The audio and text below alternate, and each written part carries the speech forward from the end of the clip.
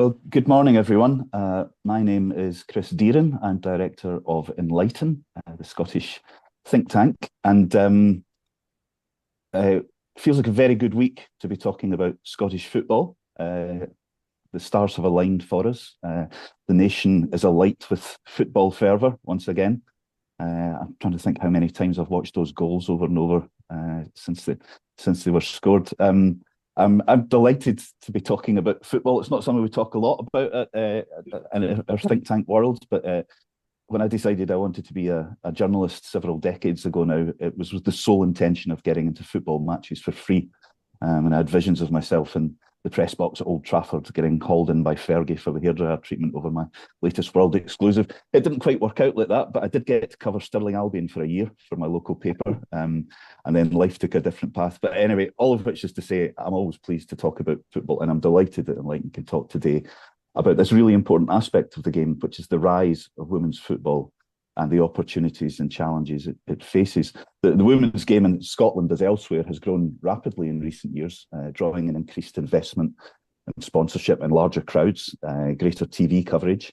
There's greater participation at a youth and grassroots level, and rising public interest in the leagues at the senior level as well, obviously, and as in international football.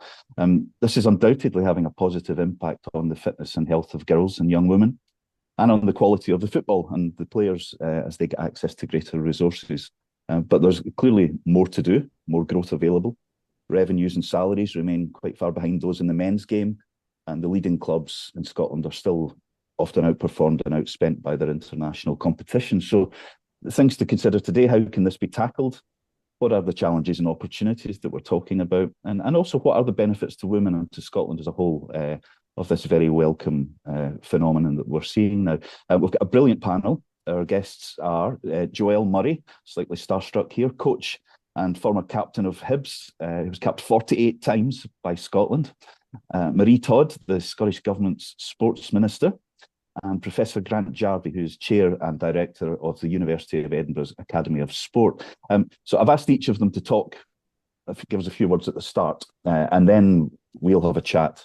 But we're very, very keen to hear your points and questions, and you can use the chat function on Zoom to do that. So if you have a question for our panel, and I know there's a great degree of expertise in the audience today as well, so do let us know your thoughts on the issues that we're covering and anything else that grabs your attention. So with that, I'm going to hand over to Joelle, who's going to go first.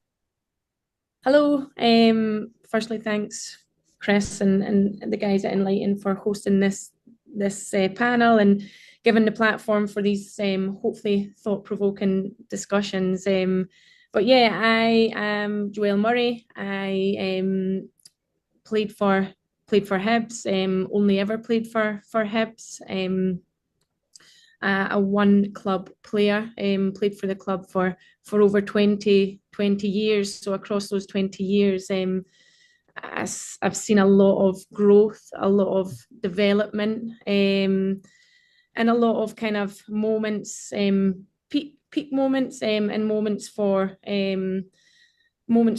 change and moments to be better. So a brief kind of insight into my career. I grew up in the Borders. Got into football when I was about 5 years old because of my dad. He played locally and then he went on to manage, and I just wanted to be around that football environment. So that's where my passion and enthusiasm started. He was and still is a Hibs fan, and that started my kind of connection and relationship with the club. Growing up in the Borders, when I was growing up, there was no opportunity to play a girls only football. There was no environment for that. There was no offering. So I played all of my youth career up until the age of 14 in boys football, and that's the only thing I knew. I didn't see myself as a girl playing a boys or a male sport. I saw myself as a footballer playing the sport that I loved, and then I reached the age of, I think, 14, where I couldn't then continue playing mixed football, and my dad saw an advert in the paper for Hibernian under 17s, team. At this point, the team and the women's team weren't associated with the club. They wore the club colours and the crest, but there was no real association. So I guess when you think of that to now, the growth and the development and the evolution is massive, because we in the present moment are fully integrated into the club and pretty much every single facet, every department. So that kind of started my career at the club, progressed from 17s to the first team. There was no academy set up. There was nothing like that. The club at that point was made up of under 17s and women's first team. And then we grew ever so much closer to the club in terms of relationship forming. Firstly, falling under the Community Foundation, and then being taken on board by the club itself. So yeah, a lot of chat and discussion points around that. But I think in short, to summarize, the evolution that I've seen, the development has been tenfold, and it's truly great to see where I started to where I am now. Just to ask a bit about what you were talking about there, Joelle, what would you say have been the most important changes over the 20 years that you played and are now coaching, the most significant moments that have really allowed the women's game to kick on? Yeah, I think I talk about it a lot. I think the most significant moment is bringing the women's team in-house, moving them from the charitable arm within the club to falling under the club itself. That was truly significant. And obviously Rowan Gordon and the Gordon family played a significant part in doing that. They had a vision, and it came to fruition. And I think season upon season since that kind of integration, we're progressively making stronger steps each season. Thanks for that. Okay, we'll hand over to Grant now. Thank you, Chris. Thank you, Joelle. Pleasure to be here. My sporting career pales into insignificance in comparison to Joelle's, but I had the real pleasure of working with Joelle and Leslie to help facilitate that integration from Community Trust into the main club in Hibernian. My background has been involved in sport nearly all my life. Been involved in universities all my life, tried to balance what a university can bring to the sports industry, the sports world. I've worked with governments all over the world in terms of that's been great about that is just being able to, a real privilege to be able to see best practice, see fantastic things going on all over the world. I might say a little bit later on about a great organisation called Girls United, which Joelle may know a little bit about. But you know, my parent wasn't an international sports star, but my parents were international sports stars. Sport helped them move from poverty, I suppose. And that's kind of been a hallmark in everything I've done, trying to widen access and opportunity, both through sport and education. When it comes to women and girls football, I guess a few introductory remarks. Again, I've had the privilege to be able to work with a number of women's football clubs, Hibernian, Queen's Park, Barcelona, and University of Edinburgh has a 5-year partnership with Barcelona. It was a fantastic insight into provision of facilities, and looking at both what happens outside of Scotland and inside of Scotland is certainly part of this narrative on women and girls football. I suppose the last point I'd want to make is, particularly since we have a Hibernian focus here, women and girls football has been with us a long while. And there's a lot of myths around women and girls football. One, it's not new. It's been here a while. Two, it is international, increasingly global. Three, it's a myth to say it's not popular, and it's a myth to say that it's not commercial. So the women, won't mention Mary Queen of Scots, but we might mention that the first international women's match, Scotland-England, was played at Easter Road in 1881. So it's been with us a long while. And some of the voices of women who are now on the international stage commenting about women's in football. We have fantastic women ambassadors in Scotland. Great respect for the work that Joelle's done. Great respect for the work that Fiona McIntyre is doing in terms of chair of the SWPL. But if I can just leave you with two voices. Sarah Barrowman. The women's game is the single biggest growth opportunity in football today. The challenge now is to sustain momentum in driving the success of women's clubs and leagues. Lisa Klaveness, Norwegian football president, who I have great respect for. Football is the biggest sport in the world for women. It is increasingly popular. The budgets for the women's game are increasing, but they are getting weaker compared to the men's game. It is very frustrating. The money that is invested just feeds that difference, and the gap has to close. So I leave you with these two comments as food for thought. Draw your attention to two things. We've had a fantastic partnership with the SFA and the SWPL, and that's helped to produce two reports, one called Hampden Nights, which is a data-driven report on what the football fans think, how the football fans engage with the Scottish women's national team, totally positive.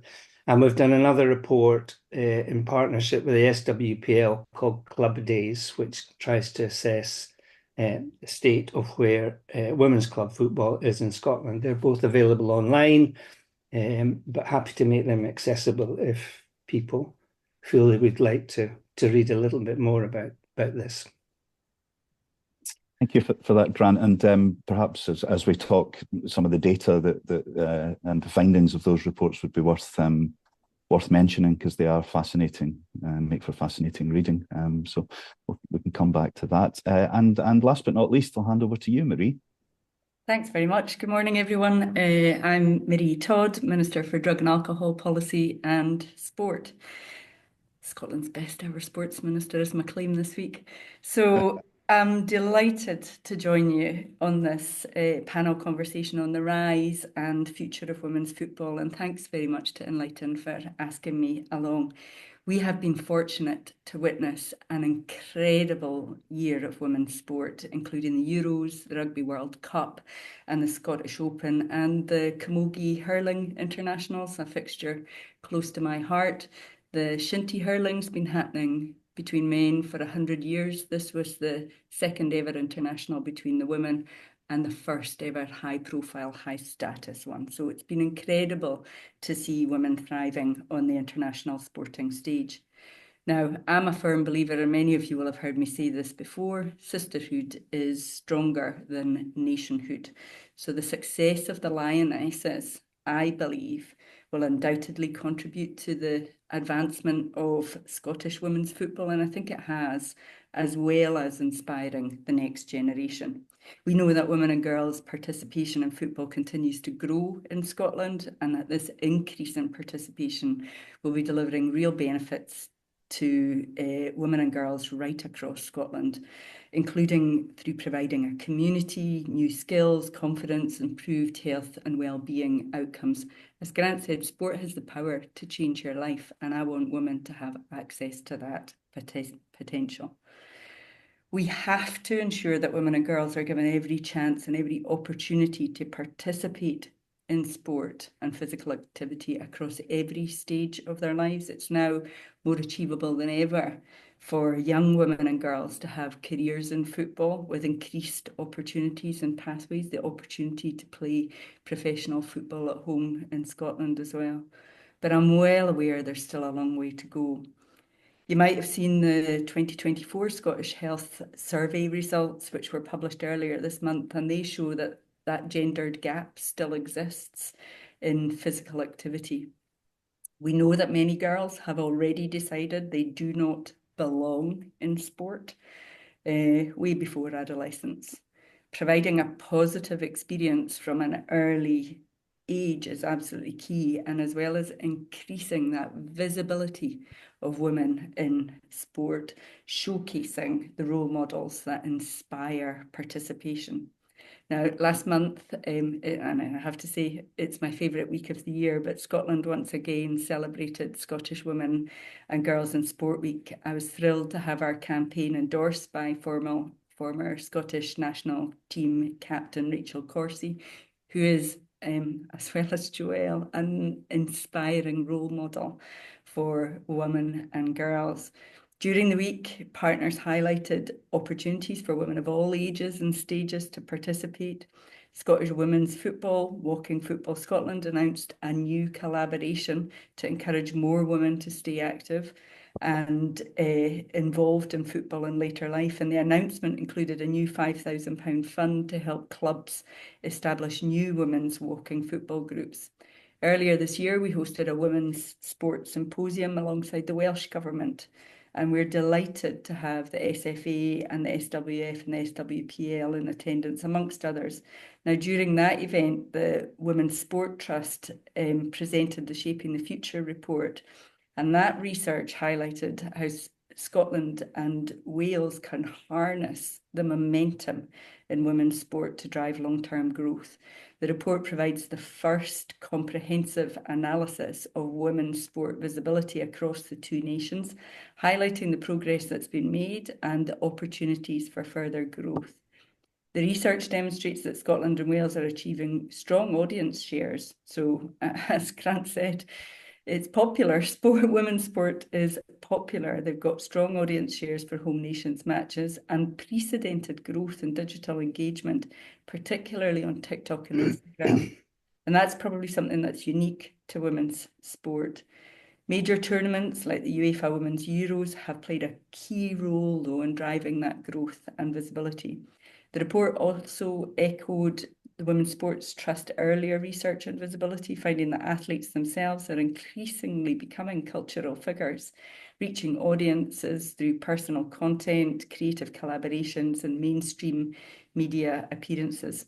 So we hope that that research is utilised by the sector and helps to inform communications and media strategies to further grow visibility. Equally, we hope that report provides the evidence and base to facilitate conversations with media, with sponsors, and with wider partners. The report's available for free, and I would absolutely encourage everyone to take a look if they haven't already. So we remain focused on increasing participation of women and girls across all aspects of sport, including football, and having a sporting ecosystem that supports women and girls to thrive. I know there's a real appetite for continued progress, and to achieve that, we're going to require collaboration across the sporting sector and beyond. And I'm eager now to hear reflections from other panellists and questions and thoughts from the audience on what progress and opportunities we still have and where the further challenges exist.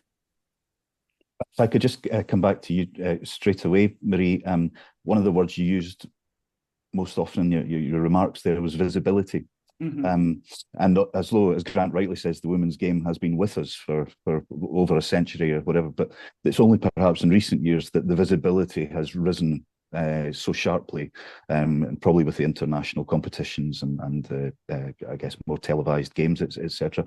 How important is it, as you talk about role models like Joelle and Rachel Corsie and others, how important is it for girls to see people like them represented, at a highly publicized level and living a life that they might aspire to, whatever, and what impact does that have on young girls from the experience and conversation you've had? So I think it's absolutely vital. And although the women's game has been with us for a long time, we all, most of us on this call will have heard Rose Riley speak about her experience as an international footballer. It wasn't always encouraged, and it certainly was actively discouraged in Scotland for some time.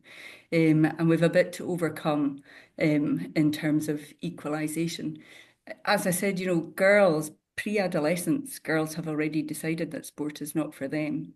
And I guess you cannot disconnect sport from the rest of society, where girls are culturally conditioned to certain roles, and already at a very early age and stage, and boys are part of it too. They're also conditioned to think sport is not for girls. So I hear from lots of adolescent girls about, one of the biggest challenges they have in participating is the commentary they get from the boys. So I think there are real challenges culturally in encouraging women's sport, and we need to be aware of that, and we need to take specific steps to undo that. That visibility piece is phenomenal. I think it's really important. I do believe that the Lionesses have bust a glass ceiling for all of us.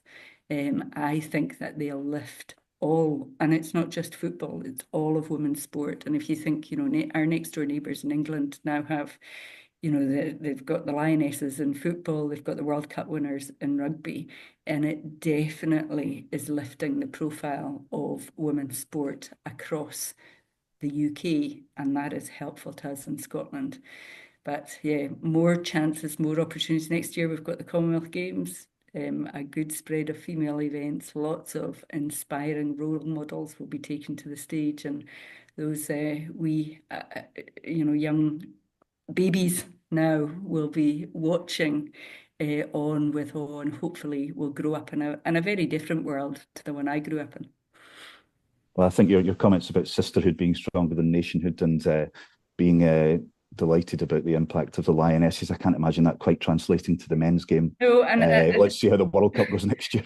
I think women's sport is probably unique that way. I was down last week in London meeting with the four UK nation colleagues, and also the Minister in Sport of Sport from Ireland, launching Euro 28, and I had a bit of a job persuading my male colleagues that sisterhood was stronger than nationhood. They were much less convinced than I was, but there's no doubt that their success has lifted all of us, and it's left us all higher. Okay, Joelle, if I could come back to you. You talked about your own journey through from being young, and the sort of challenges that you faced in getting to the level you eventually reached. What is the route today? I'm assuming it is a bit more like the route that boys have traditionally had. But what is the sort of, how does it work from the grassroots level through connecting to a club like Hibs, and the journey and opportunities that girls can have to make a career out of being a footballer? Yeah, I think like anything from when I first started to the present day, the growth and the evolution has been tenfold. And if we're talking specifically from an entry point, from an opportunities at this club Hibs, then it's fantastic. We've got an academy pathway, but we've also got a community pathway. So we appreciate that not everyone wants to follow the professional route and play football and make a career out of it. So we appreciate that.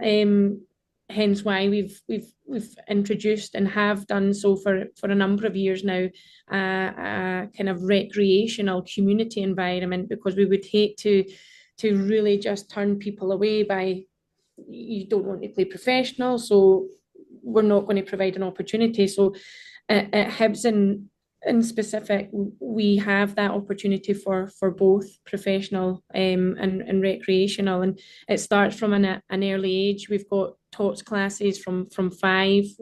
Our academy pathway goes all the way up to under 20s, and of course that sits just under the first team. And we've had a number of players who have travelled that full journey and transitioned to the first team. So we've not only got the platform for those age groups and those players, but we've shown on a number of occasions, and Rosie Livingston, Ailey Adams, two in particular, who are currently performing week in, week out for the first team.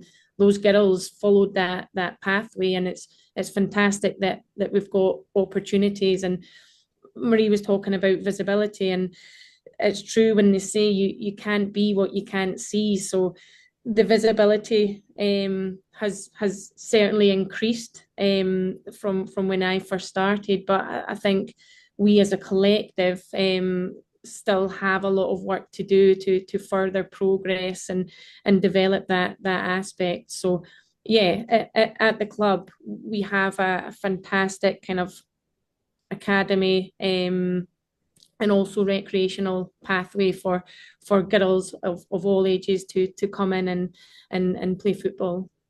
Mm-hmm. One of the other things I wanted to ask you about was the kind of crowd that come to women's games. We had a chat before this, and we talked about the differences between, I guess, your typical crowd at a men's game and a crowd at a women's game, and the environment being, I guess, more family friendly, maybe more not cross-party, that would be the wrong phrase, but you know what I mean. There is less tribalism, I guess, than you find often, and what can be quite an unpleasant atmosphere when you're at a men's football match.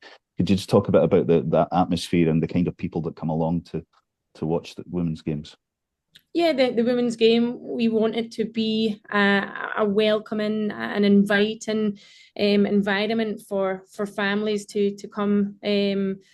And I think that we as a club and every club across the SWPL are kind of facilitating that fantastically. I think we have all grown up as players, knowing that when the final whistle goes at 90 minutes, you still have a duty to go, and it's almost like an unwritten rule. You go to the fans, you go to the seating deck and get your pictures and converse with the audiences, because we know that we are role models. I think I've always followed the mantra of, when I was younger, I had a role model, and now I know that I am that role model that younger girls are looking up to. So we know, as I say, that as soon as the whistle goes after a game, we've got that duty of care, an unwritten rule that we go to the seating deck, we converse, we integrate, we engage, because we do appreciate the support week in, week out, whether it be home or away. So I guess to answer your kind of question, the environment at a women's game is completely different, in my opinion. It's more family friendly, it's more engaging, and I think probably more enjoyable. Can I just chip in there? So I was at, I have to echo absolutely 100% what Joelle said there. I was at, I think it was the Celtic Rangers Cup final a couple of years ago, women's game, and I was so impressed by the teams, how much time they spent with the crowd. Lots of the girls in the crowd had brought banners and things showing which club they played for, and almost all of the women on the pitch had a connection with some of these clubs, and they went back. They spent time clambering through the stands, some of them, getting to the clubs that they had a connection with, and spent a lot of time, including the losing team. So I was very struck, and I've been at a number of matches, a number of different sports, and they spent a long time. I think they were still out on the pitch by the time I left the stadium, connecting with the crowd who had come to watch them. They take that responsibility very seriously, and I was so impressed by the work they put in to maintain that connection and to inspire and encourage that generation coming behind them. Can you remember, Marie, what the attendance was at that Celtic Rangers Cup final, roughly? So I can't, but it was, Hampden was not full. Yeah. So it's been put to me by someone that the metrics of the women's game versus the men are that the women tend to be about a tenth of what the men's game gets, and that's in terms of crowds, that's in terms of salaries, and the rest of it. So I don't know whether I don't think that's scientific, but certainly something that has been suggested. And I suppose then that leads us to a question. We're talking about increasing revenue, which will then increase opportunities and possibilities for the women's game. In terms of growing that crowd and growing match day attendance, growing season ticket holders, etc., what's the way to do that? What are the routes to that? Grant, if you get any thoughts on that? Well, general comment would be echoing what Marie and Joelle have just said. The work that we did, the top 5 factors around match experience, and visibility was, absolutely important to have positive match day experience. Something that relates to both girls and women's football in general at participation level, but also in grounds. Creating safe spaces is absolutely crucial. Attitude of club staff, the stewards, stadium facilities, ease of ticket purchasing, and the atmosphere in the stadium. These were all the things that kind of came back to us, when both in terms of the survey results and focus groups with all the teams, incredible willingness to participate in this. Winning was important, but it wasn't the only or even the main reason for attendance. 77% of fans reported that they enjoy the atmosphere. 83% respondents reported high satisfaction levels of match day experience at their club or SWPL matches. 87 reported that sharing the experience with family or friends was equally, if not more important than winning. Now, you might disagree with that, but that's what women and girls were saying to us. Creating a positive match atmosphere in the stadium was vital. So they're absolutely understanding who the fans are and what the fans want is really, and responding to that, I think, is part of both increasing visibility. And if you believe that commercialization follows where you have increased visibility, then increased visibility and commercialization go hand in hand. One of the things that always keep in mind was that one of the main things that they say behind the growth of women's football in America, you have the profit maximization model in terms of grow. Can we sell this? Money. But one of the factors that was absolutely significant in the growth of women's soccer in America and North America was what they call the community narrative. And that was about stories that connected with women and girls through football and in football, and just continually pushing, gathering, mining, making these stories visible. So there's the online and the offline aspect of women's football is equally important here. And I think both in the men's football and the women's football, we've got a lot to learn in terms of online communities. But being able to connect with the fans, for the fans to be able to, and Hibs do this very well, Glasgow City do this very well. They really have stories and narratives that connect with their fans. So, and that means it's not all about the team selection or oppositions. It's about actual issues in communities that affect women and girls. And I think that's really, really important to keep in mind. I guess, there's a million different views on this, and I haven't settled on my own view on this one, but it is the question of visibility. So we're talking here about elite women's football in Scotland. We have to keep in mind that 90% of provision for girls and women is in local authorities, and we might come back to that later. But in terms of the SWPL structure, you have different ownership models. You have different levels of finance going into all the different clubs. You have Rangers. You know, one of the things that came out of the I'll just say the Glasgow, well, the Rangers, Glasgow focus groups with the women was, we definitely want to play in Glasgow, right?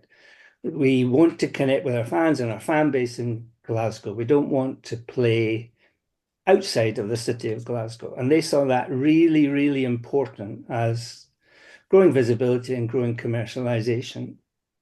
I'm a director with Motherwell Football Club. I sit on the board of the SWPL. You know, Motherwell play their home game, women's home games in East Kilbride. So the issue of where do women's, I mean, Hibs play a mixture of Meadowbank and Easter Road. And it is that equation, which I don't think we've actually got. I don't think there is a correct equation, but where do you play the women's games? Do you play more? Do you have increased quotas in the stadiums because you can hold more? And does that affect atmosphere? So you've got that conundrum. The 49ers, when they took over Rangers or became part of the shareholding factors, they just took a decision: our women's home games are going to be played at Ibrox. And they made the case commercially. They made the case. They just thought they could make it work, both in terms of hospitality. So one of the observations, I suppose, is the hospitality opportunities that are available in the men's game and the women's game are entirely different. It's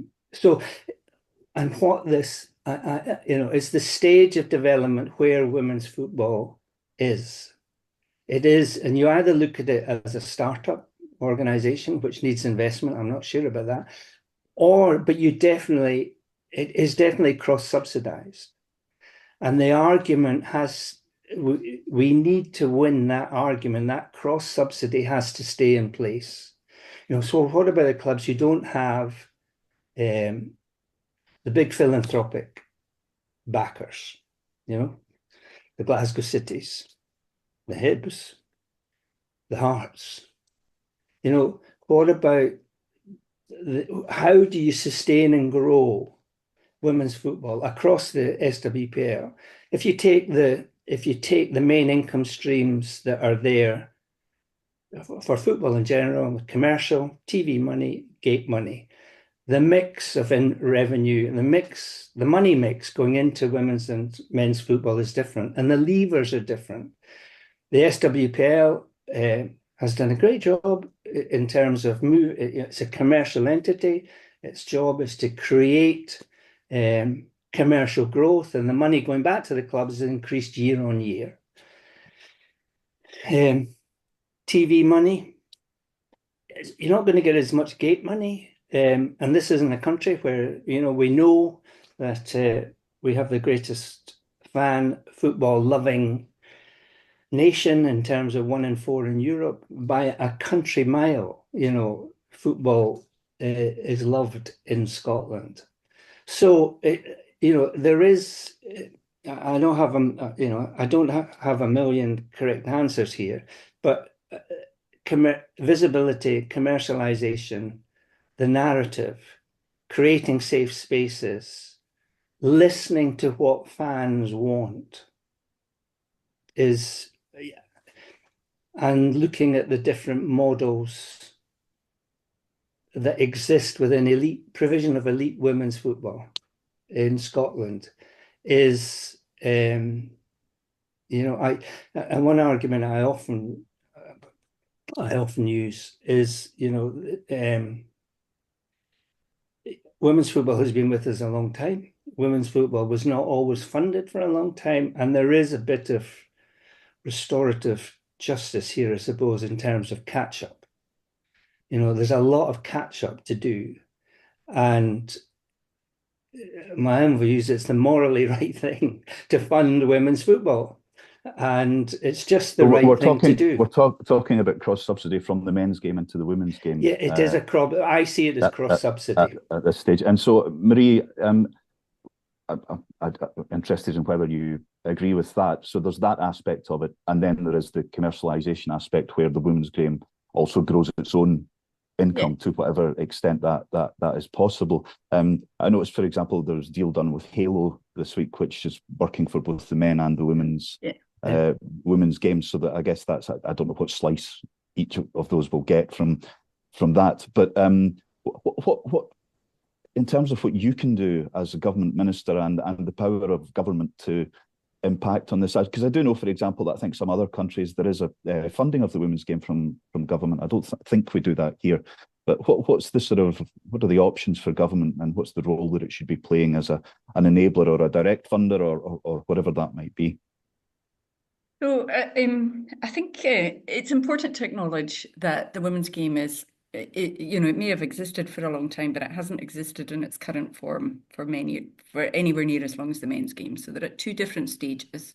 I also think we need to understand that the women's game is a different product. So if you're thinking about commercialisation, you need to understand that it is a different product. You also need to understand that we're not going to equalise them.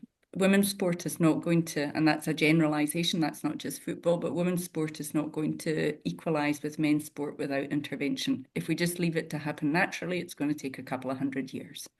So we probably do need to make interventions, and we need to think about the types of interventions that we make. So whether that's cross-subsidy, whether that's seeking out specific sponsors who want to say something about themselves by sponsoring the women's game, we need to make that happen. That piece of research, so the bit of research that I talked about in my introductory remarks, it was cross-funded by ourselves and the Welsh Government. And I felt when we had that, we had committed to having that gathering of around women's sport and talking about it. And I felt for the first time that symposium, we kind of got beyond describing the problem. Everybody can see the problem. And I always say, it's not a particular sport problem. This is, women have a different place in society. Sport reflects society and culture.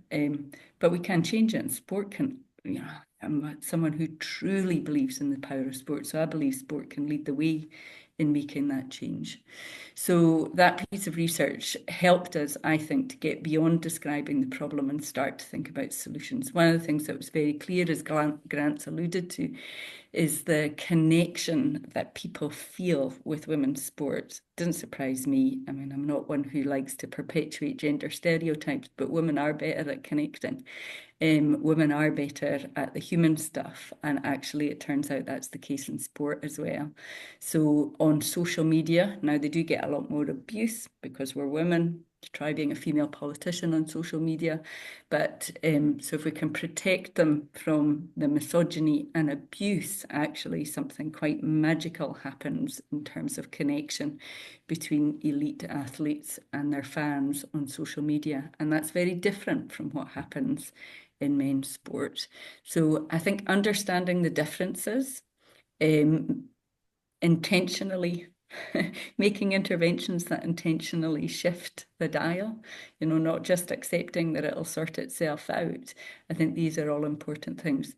We made a commitment to increase the funding in sport, and of course it got knocked awry by some of the financial and fiscal constraints that we faced over the last few years. But the intention was to use that extra funding to direct absolutely at equalities across the piece. So to increase funding for women's sport and for Black and minority ethnic communities, LGBTQ+. So to try to, as I say, if I start on the basis, and I was never an elite athlete, I'm just a hedonistic exerciser. I just enjoy it. I think sport is really, and physical activity is really important for everyone. And I want everyone to have access to it, and I want everyone to be included in it. So we want to tackle that, all of those inequalities across the piece with any funding that we can direct towards the game. So Joelle, we've talked a bit about the need to grow the Scottish game and whatever. Now Hibs obviously won the league last year, which has taken you into the Champions League. And I'm interested in if you can sort of explain to us where Scotland the Scottish domestic game sits in the international chart, if you like, because obviously you've been in Europe now. I believe you went to Milan and had a tough game against Inter Milan. And I'm presuming from that scoreline that the women's game in Italy, or at that level in Italy, is considerably more developed and better funded than it is in Scotland. Could you just sort of reflect on where you see Scotland sitting in terms of that international development of the game? Yeah, I think it's difficult. I think you touched upon there, we played Inter Milan in a two-leg home and away fixture in a knockout round, and the first game going over there, you incorporate travel and various other things, and we played okay, but when you consider we're playing against players, top class players, world class players who have won Champions Leagues and World Cups, players like Olivia Shu, who are quality, experienced players. It's difficult to compete when I think instantly sometimes you're on the back foot in terms of these players on probably salaries that are twice, three times what our players are on. We, of course, then played the second leg at Easter Road, and credit to the team. Within a week, there was a lot of growth, a lot of learnings, self-reflection, and we drew with Inter Milan at Easter Road, and we got beat with a late goal, probably deserved the draw. So when you think about things like that, external things, their facilities were unbelievable over there. But then you look at Glasgow City, who have just competed, just narrowly been knocked out of the same competition in a close tie against Sporting Lisbon, and they probably feel over the two legs they should have got that progression. So it is really difficult to compete when, as I say, instantly you feel like you're almost on the back foot from a salaries, investment perspective, resources perspective. But I guess we follow and take on that Scottish mantra of we'll always do what we can. And I think our girls in that second leg certainly epitomised that. Scottish spirit, as we've seen this week, can do amazing things against perhaps better opposition. Eleanor, Chris, if I could yes. just to jump in there. I mean, whether this is important, when you look at professional leagues in France, England, Italy, Spain, what jumps out there is that the primary income of these women comes from football in a much higher percentage than it is in Scotland. So professional leagues, 81% of the players in French women, their primary income is from playing professional football. It's higher in some other countries. We're growing that, but we're, the big five leagues, if you like to call it, there is a significant difference in terms of the number of women and the level of salaries that women are being paid to play football. Okay, thank you for that. I just want to take a few questions from the audience. We've got 10 minutes left. Eleanor, Jane, are you there, Eleanor? I am. Thanks very much, Chris. I wanted to ask, because I've heard all that you've all said. So sorry, I represent Scottish Health Action on Alcohol Problems, so I am coming at this from a certain angle. But I've heard all that you've said about the differences between the women's game and the men's game in terms of the sort of culture and fans on match day and all that kind of thing. The difference, though, in terms of sort of commercial success and investment and the need to grow the game as well when it comes to the women's game.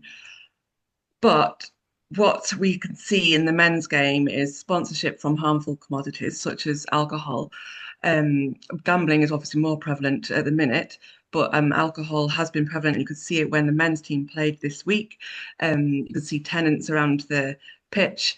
When you think about the role models that you are, particularly in the women's game, obviously I'm thinking it's the context of the national men's team as well, but in the women's game, the role models you are to your fans and future players and the communities in which you operate, what do you think, how important is it to balance the need to be commercially successful and grow with that responsibility to your fans and sort of future generations when it comes to harmful products like alcohol, and when we know that that sponsorship and marketing leads to higher consumption and leads to harms in the people who consume it, so, and in communities.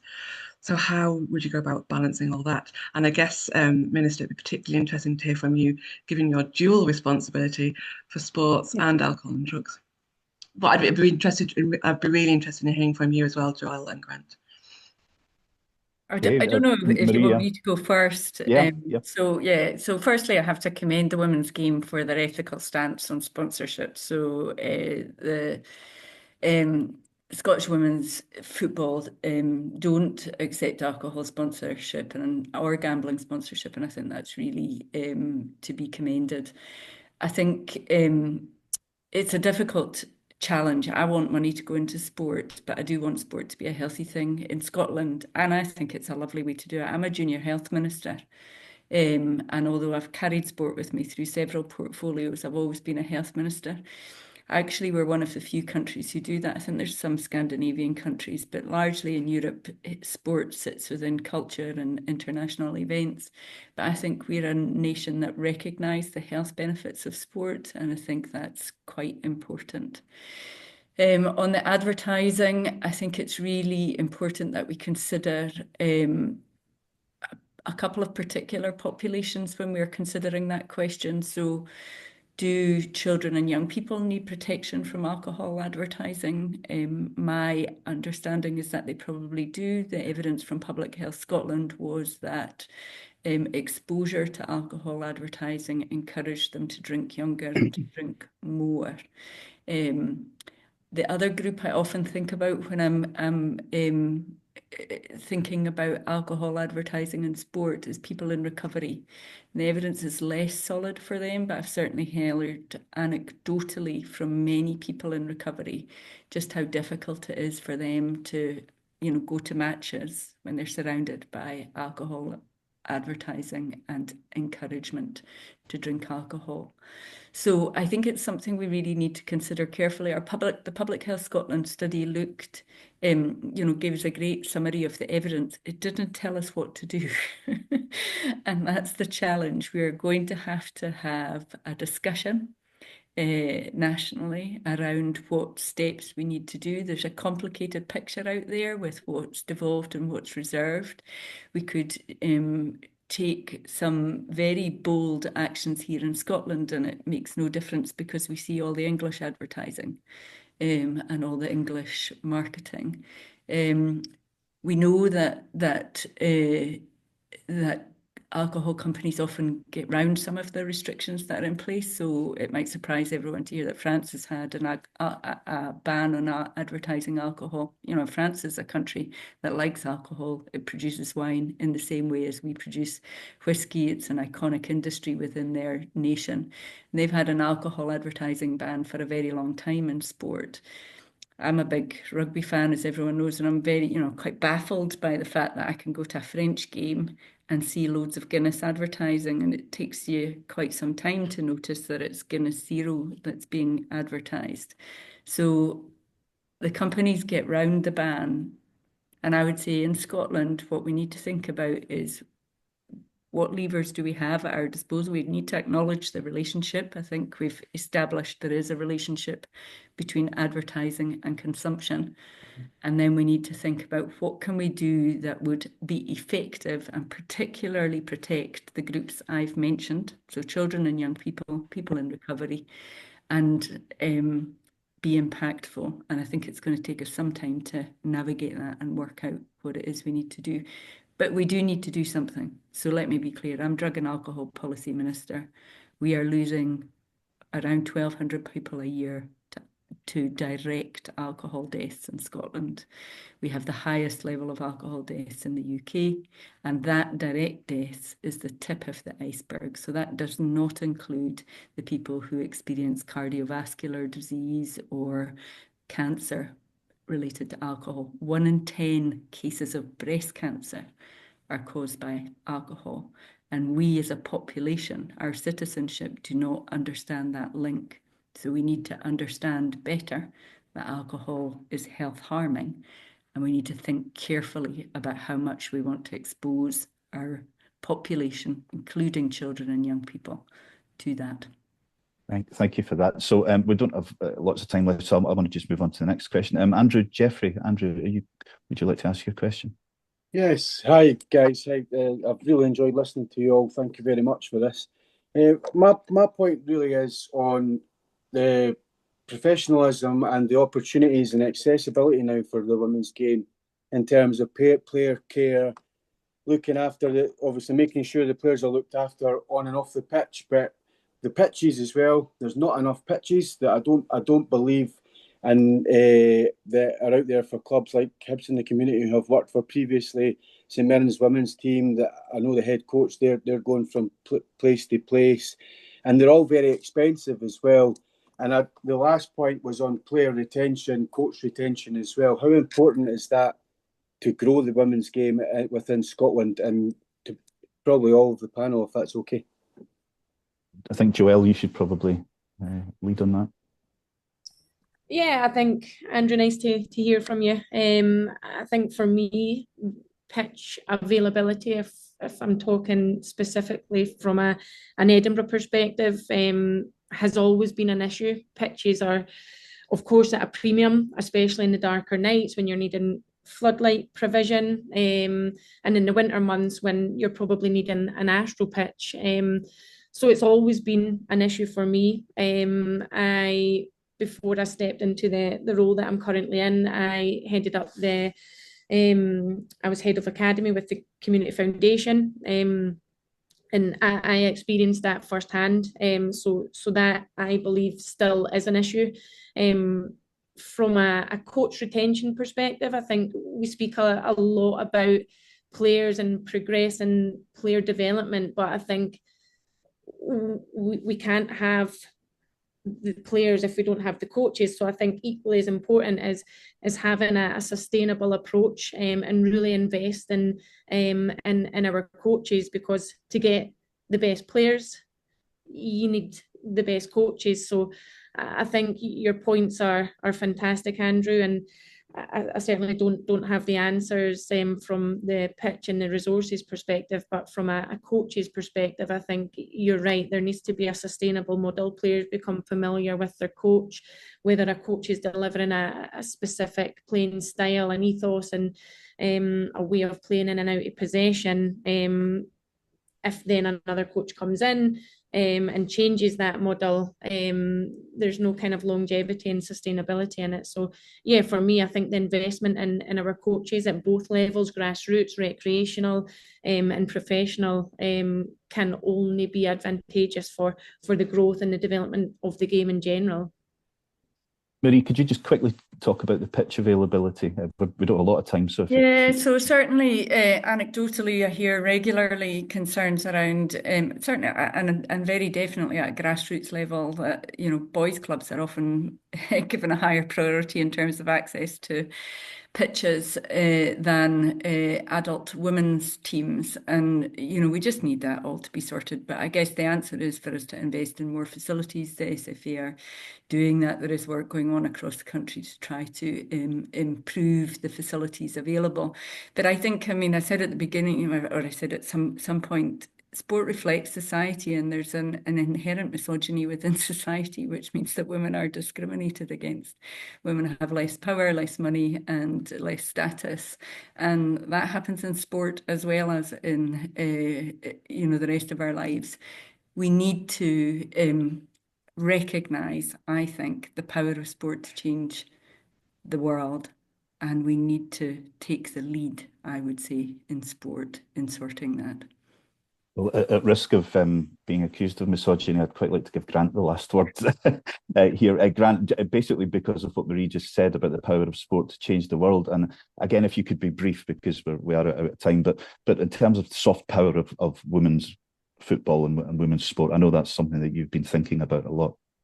Well, I do think, it does come down to finance, and these are policy decisions, and, we have the expertise in the room to drive the policy decisions.